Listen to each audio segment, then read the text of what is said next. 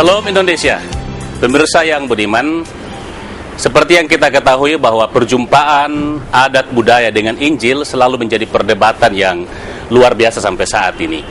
Pada satu sisi, adat dan budaya itu sering dilihat sebagai sesuatu hal yang sebenarnya sangat bertentangan dengan Injil. Karena itu, kita juga mendapati bahwa sejarah gereja membuktikan banyak tempat di mana adat dan budaya itu harus hilang dengan kedatangan Injil. Tapi pada sisi lain kita juga mendapati bahwa ada gereja yang berusaha untuk mencoba melihat adat dan budaya itu sebagai bagian dari pekabaran Injil. Dan karena itu adat dan budaya itu menjadi tempat di mana manusianya boleh berjumpa dengan Tuhan dalam kondisinya dalam adat dan budayanya. Gereja Toraja dalam sejarah perjalanannya juga mencoba untuk melihat adat dan budaya itu sebagai bagian yang merupakan tempat di mana orang Toraja bisa menikmati Injil dan mengalami perjumpaan dengan Tuhan. Karena itu saudara-saudara, saya mengajak saudara-saudara untuk melihat bagaimana perjumpaan adat dan budaya dengan Injil di Tanah Toraja.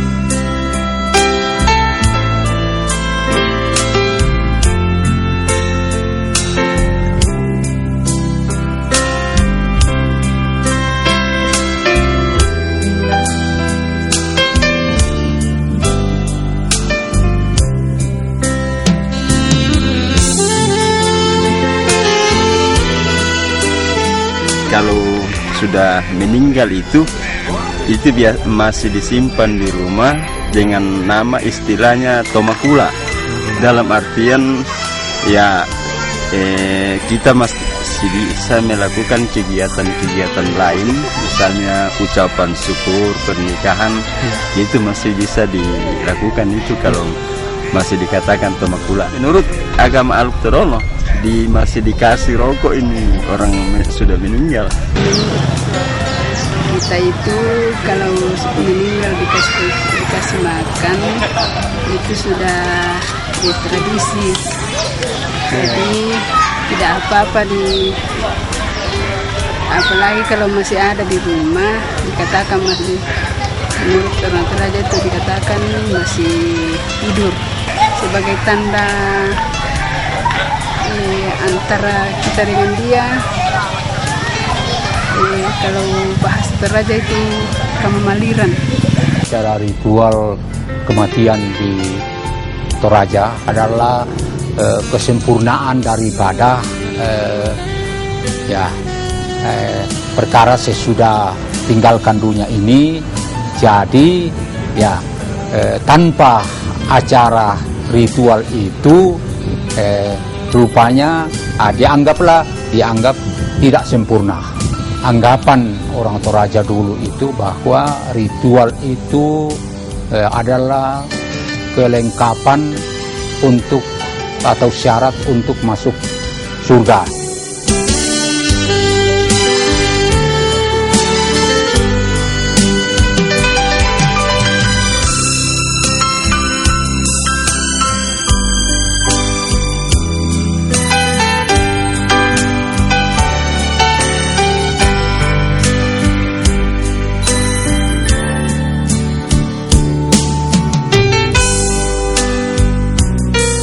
Melekatnya adat istiadat dan budaya Toraja itu bagi seluruh masyarakat Toraja itu tidak terlepas dari sejarah kepercayaan Aluk-Todolo itu.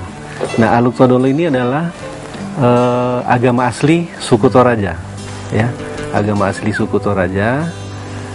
Nah, yang dalam perkembangan selanjutnya bahwa nilai-nilai semua hal yang mereka lakukan itu tidak terlepas dari apa yang disebut dengan Aluk Sola Pemali.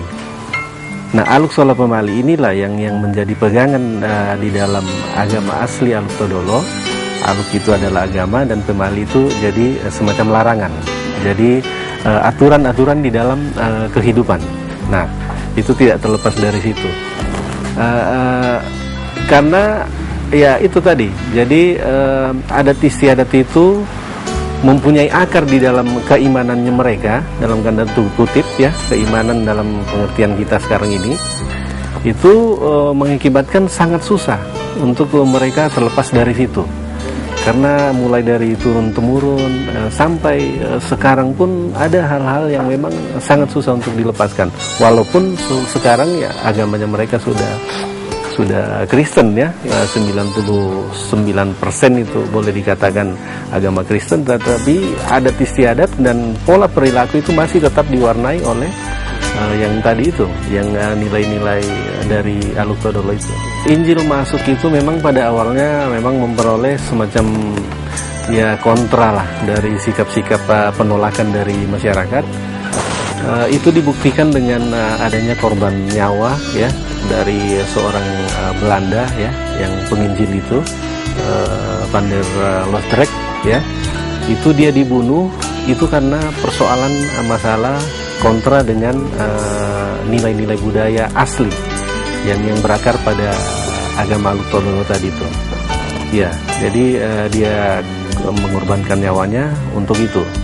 Nah, tetapi dalam karena kekuatan ya secara mungkin kita bisa berbicara secara iman, ya akhirnya Injil itu dengan bukan tidak dikatakan mudah juga, tapi dapat diterima oleh masyarakat Toraja.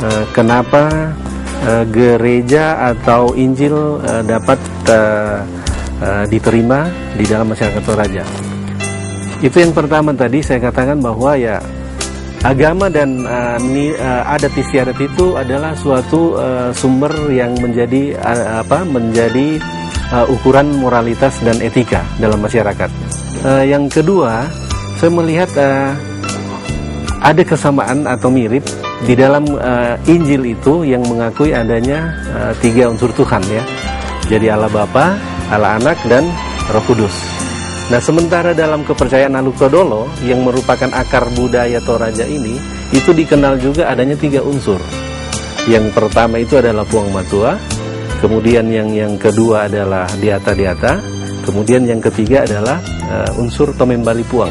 Nah, Tomembali Puang ini berasal dari arwah nenek moyang yang telah melalui ritus yang sempurna. Nah, ini unsur yang ketiga di dalam kepercayaan Aluk Todolo. Yang ketiga saya kira dalam Injil kan kita tidak memisahkan antara dunia yang sekarang dan dunia akan datang ya. Dan kemudian kita di dalam Injil itu kita mengenal konsep tentang surga. Kemana manusia setelah di dunia. Nah di Aluk Todolo itu ada juga. Itu yang disebut dengan Puya. Nah kesamaannya dalam hal apa? Kesamaannya bahwa untuk menuju ke surga dan untuk menuju ke Puya itu sama-sama memiliki atau mempunyai syarat. Ya, kalau di dalam Injil mungkin disebut bahwa tidak ada seorang pun yang sampai kepada Bapa tanpa melalui Yesus Kristus.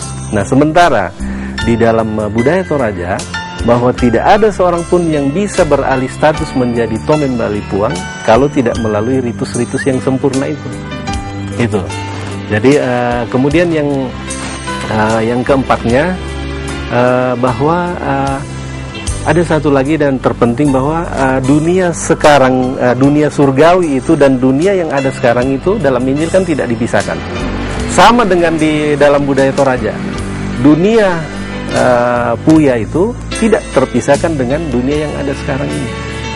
Dan siapa yang menghubungkan itu? Yang menghubungkan itu adalah Tomembali Puang itu. Jadi kalau kita beralih ke Injil, ya boleh dikatakan mirip-mirip gitu. Kalau kita ngambil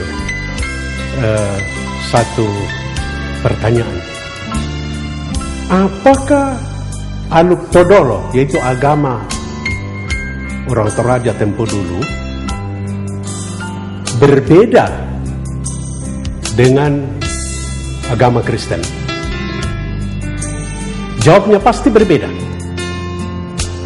Pertanyaan yang kedua, apakah karena berbeda lalu dipertentangkan? Ini yang barangkali perlu ada suatu jawaban bahwa itu tidak dipertentangkan sepanjang ritus-ritus itu tidak menjurus kepada penyembahan berhala, yaitu kepada dewa dan kepada arwah nenek moyang. Tetapi sebagai orang Kristen, maka yang disembah adalah Allah. Penginjil atau misionari yang pertama di sini tidak langsung itu mencela itu adat dan budaya yang ada, tetapi justru menyesuaikan diri lalu masuk. Itu persis sama dengan apa yang dilakukan oleh Rasul Paulus ya dalam suratnya kepada orang Korintus. 1 Korintus pasal 9 ayat 19 sampai 23, Rasul Paulus di dalam kelompok dan apapun juga yang dia jumpai selalu dia menyesuaikan diri supaya dia bisa memenangkan sebanyak-banyaknya orang di situ. Jadi paling tidak bahwa gereja Toraja juga seperti begitu.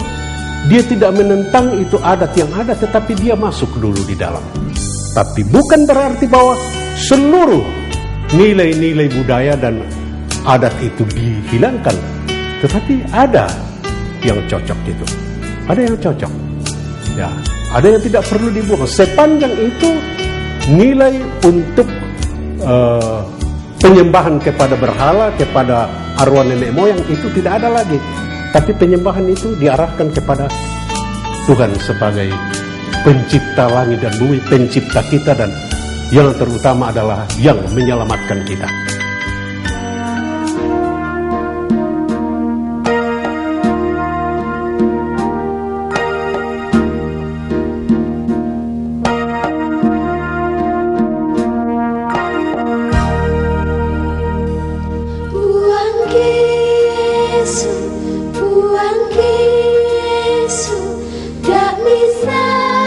Be